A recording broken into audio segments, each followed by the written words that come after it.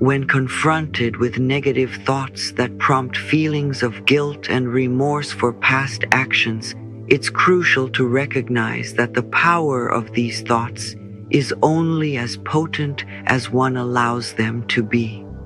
The key lies in understanding that you are the one empowering these thoughts. You are in control and possess the ability to alter them. It's worth contemplating the idea that going with the flow of your thoughts can be constructive, especially when rooted in a positive foundation. This foundation must be robust, resilient, and hold the unwavering belief that you are capable of being the best version of yourself, regardless of your current circumstances. Whether your aspirations involve wealth, income, or beauty, your thoughts should affirm that you are already on the path to achieving these goals. Furthermore, your thoughts need to foster the belief that you've already accomplished everything and possess the means to transform your reality. Recognize your inherent worth, value your talents and skills, and understand that true fulfillment stems from being honest and faithful to your authentic self. While circumstances in life may be easily changed, genuine healing arises when one combines past nurturing experiences with a vision of connecting to their best self in the future. This process is a profound journey of self-discovery and transformation. We must integrate the process of healing into our hearts and minds, recognizing it as a daily endeavor that demands unwavering dedication and significant sacrifice. Achieving self-actualization requires us to understand our true selves. The key to this understanding lies in practicing affirmations of self-worth every night, unlocking a source of peace, motivation, and purpose throughout each day. Observing the uncommon actions of people around us is a daily occurrence. In acknowledging that we are 100% responsible for everything in our lives, there is no room for blame. External events are merely reflections of our internal thoughts. While not excusing others' poor behavior, we must recognize that our beliefs attract people who treat us in a certain way.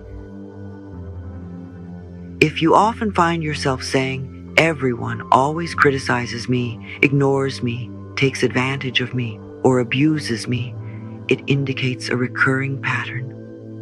There's a belief within you that draws this behavior to you.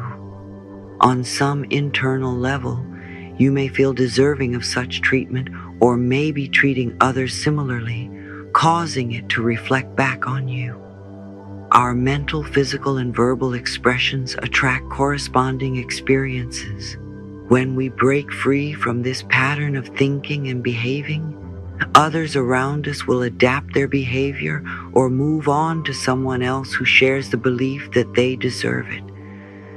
By changing our thoughts and behaviors, we cease to attract undesired experiences. Whether the desire is to alter a life experience or address a physical issue, the first step is declaring our intention to do so. Let's verbalize. I am ready to release the underlying pattern within me that is giving rise to this situation or condition.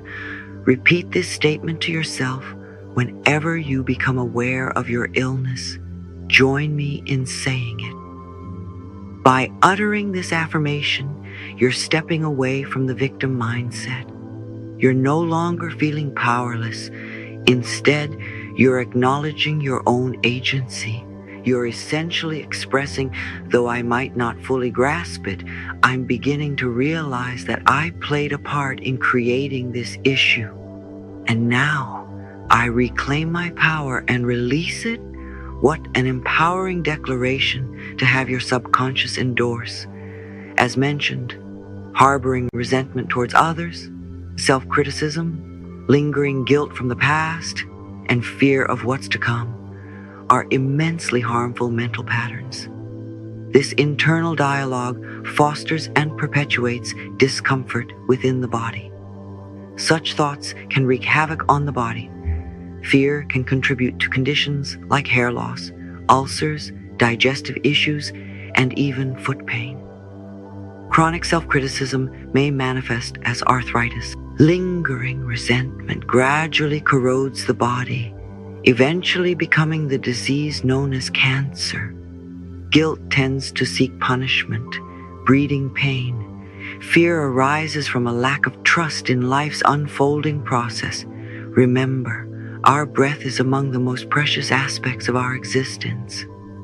If you were to abstain from taking another breath, you wouldn't endure for more than 3 minutes. However, the unwavering confidence in the arrival of your next breath is so ingrained that you exhale without a second thought. Considering that the force responsible for our creation has endowed us with enough breath to last our entire lifetime, can we not start relying on the assurance that the rest will also be provided? During moments of fear, contemplate the abundant air around you and affirm, I trust the process of life to take care of me.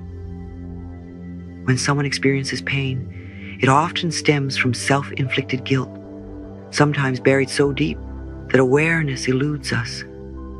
Dissolving this guilt is imperative before the pain can be alleviated. Guilt is a futile emotion, offering no solace or transformative power. Your sentence has concluded. Liberate yourself from confinement. Accidents, frequently fueled by a combination of anger and guilt, indicate the severity of our perceived need for punishment and the duration of the sentence. The location of pain in the body provides insight into the specific aspect of life causing guilt. Those prone to criticism often attract similar judgments due to their habitual tendency to criticize. The burden of perfectionism, the relentless pursuit of flawlessness in every situation, afflicts many. Is there anyone on this planet who is truly perfect? I am not aware of such an individual. Why do we establish standards dictating that we must be superhuman to achieve mere acceptability? It's an onerous burden to bear. As a young girl, my childhood was marked by significant challenges. My parents divorced when I was just 18 months old, and at the age of 5, I experienced a traumatic incident. Growing up, I faced abuse and lived through a difficult period of economic depression. My mother, a victim herself, was in a challenging situation, and my stepfather constantly reflected the harshness of his own troubled childhood. Throughout my upbringing, resentment boiled within me.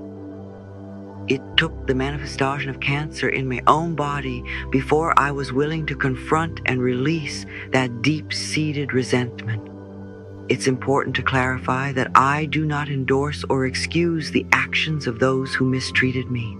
However, dwelling on blame, anger, and resentment throughout my life was not serving any purpose in the present. I came to understand that harboring resentment only corroded my well-being. In my case, holding on to old blame and resentment played a role in creating my illness. Letting go and releasing those negative emotions became instrumental in my healing journey. The past is immutable, and dwelling on it won't alter what has already transpired. What we can control is our attitude and thoughts about the past. It seems foolish to punish ourselves in the present for the actions of others in the distant past. I often advise those grappling with deep-seated resentment to start dissolving it early while it's relatively manageable. Waiting until faced with a surgeon's knife and the accompanying panic is not ideal. It's crucial to release outdated, negative beliefs that do not support or nurture us. Our self-concept, perception of life, and understanding of a higher power should bolster us rather than undermine us. Regardless of the nature of our ailments, if we adopt a belief that we are helpless victims and everything is hopeless, the universe may align with that belief, leading us down a negative path. When people approach me with their problems, I emphasize the importance of addressing and releasing resentment sooner rather than later. It's a fundamental step in freeing ourselves from the shackles of the past and allowing for healing and growth in the present moment. No matter the challenges we face, whether it's poor health, financial struggles, unsatisfying relationships, or a lack of creative fulfillment, there's only one focus for me: nurturing self-love. I've discovered that when we genuinely love, accept, and approve of ourselves just as we are, life starts to flow effortlessly. It's as if small miracles begin to unfold everywhere. Our health improves, abundance flows in, our relationships deepen, and our creative expression flourish. I often encourage people to stand before a mirror and affirm, "I love and accept myself exactly as I am." If they struggle or feel resistance, it's a clear sign that they're trapped in a cycle of self-criticism. I urge you to try this exercise yourself. Observe the thoughts that arise and notice how you feel. This resistance might be at the core of your challenges. Harboring resentment, fear, or criticism towards others while neglecting to love and accept yourself. Refusing to love ourselves stems from outdated beliefs instilled by others, often those who couldn't navigate their own lives successfully. But remember, these limiting beliefs are merely thoughts, and thoughts can be reshaped. The first step is to halt all self-criticism. Critique only reinforces the patterns we wish to break. Instead, let's approach ourselves with understanding and gentleness, steering away from the old habits that haven't served us. You've likely spent years criticizing yourself without progress. Let's experiment with self-approval and see what unfolds. Embracing self-approval and acceptance in this moment is the catalyst for positive transformation. Moreover, it's crucial to release the grip of the past and open ourselves to forgiveness. Love is the ultimate healer, and forgiveness is the path to it. Even if we're uncertain how to forgive or reluctant to do so, expressing a willingness to forgive initiates the healing journey. We needn't have all the answers. The willingness to forgive is enough to begin the process. To master the art of forgiveness, all we must do is embrace the willingness to forgive. The universe will handle the rest. According to the Course in Miracles, all ailments stem from holding on to grudges. And whenever we find ourselves unwell, it's imperative to examine whom we need to forgive. Often, the person we struggle most to forgive is the one we most urgently need to release. Forgiveness entails surrendering and moving on. It doesn't imply endorsing the actions of others. It's about releasing the entire ordeal and embracing the present moment. While we comprehend our own pain deeply, it can be challenging to acknowledge that others too were in pain, acting based on their limited understanding, awareness, and knowledge. To embark on our healing journey, we must be open to shifting our mindset, forgiving others, and cultivating greater self-love and acceptance. Refusing to love ourselves hinders our own healing process. Self-acceptance and approval in the present are crucial for positive transformations in the future. One common way we inadvertently deny ourselves love is by self-condemnation or being overly critical of our actions. Even the mere use of the word should imposes limitations.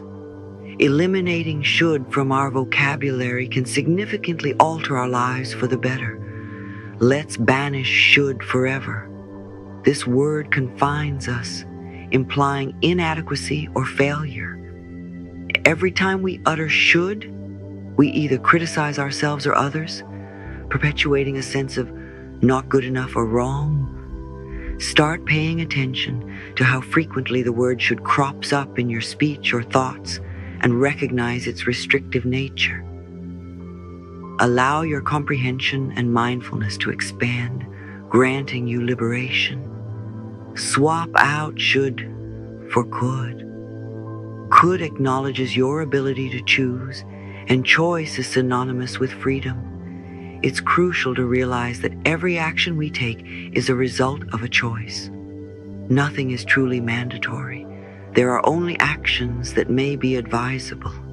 However, we always retain the power to choose. So, whenever you catch yourself using should, let it trigger a mental red flag.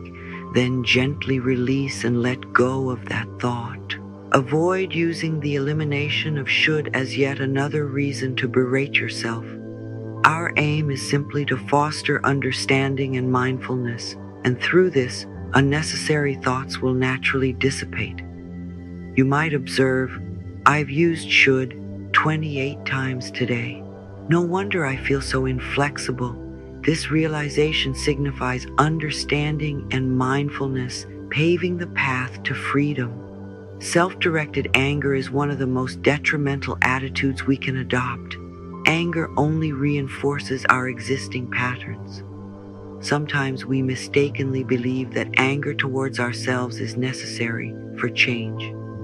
You may have spent years angry and chastising yourself, yet seen no real change.